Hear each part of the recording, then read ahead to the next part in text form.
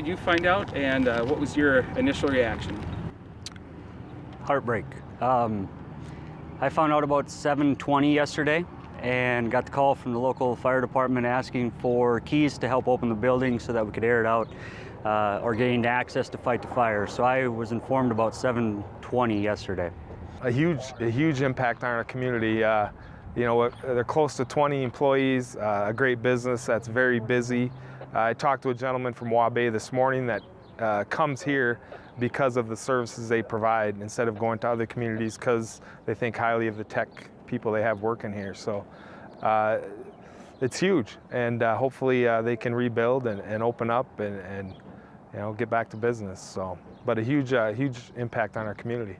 We were dispatched about 7:25 and extremely high fire volume inside the structure. The structure is pretty much fully involved when we arrived. Heavy black smoke coming through some of the doors. The large overhead shop doors had already came down. The shop area was pretty much totally engulfed. It was pretty much a defensive mode right from the get-go. One thing, we got a pretty good water supply here. We have 2 hydrants available very close by. We ran a lot of hose, large diameter hose to feed our pumper trucks.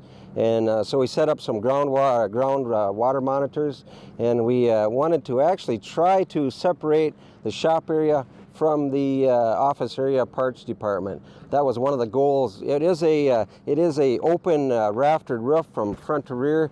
However, that was probably going to be kind of impossible. But the good thing is here is we did save some of the office area files, that type of thing, which is one of the efforts we were concentrating on, even though the structure was a total loss. But that's somewhat encouraging, but obviously it's a total loss.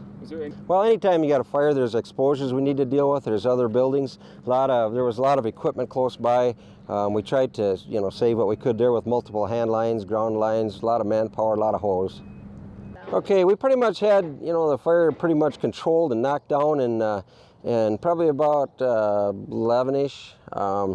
Not for certain on that, but we did have some guys. We had another assistant chief and a couple other guys stand by all night long, and they did distinguish some Class A combustible hot spots that were still going. We have 16 employees. All of them are still on payroll. We're still continued on. Everybody is being paid as we go forward. Great company to continue to support the local economy. We will have a service truck that'll be coming in, mobile office, I guess is what we're going to be setting up. That should be running by Monday morning, up and running with power and internet coming again, so we can continue on as business as best as usual. We're leaning on the support of the Watertown store and fellow Titan stores to help us out, being we don't have a building to physically do repairs out of. We'll be doing some of those service repairs out of the Watertown, South Dakota store.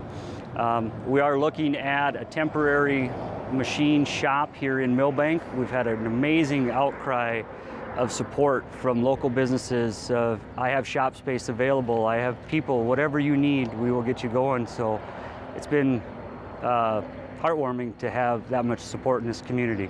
The investigation with the dollars involved is going to take some time.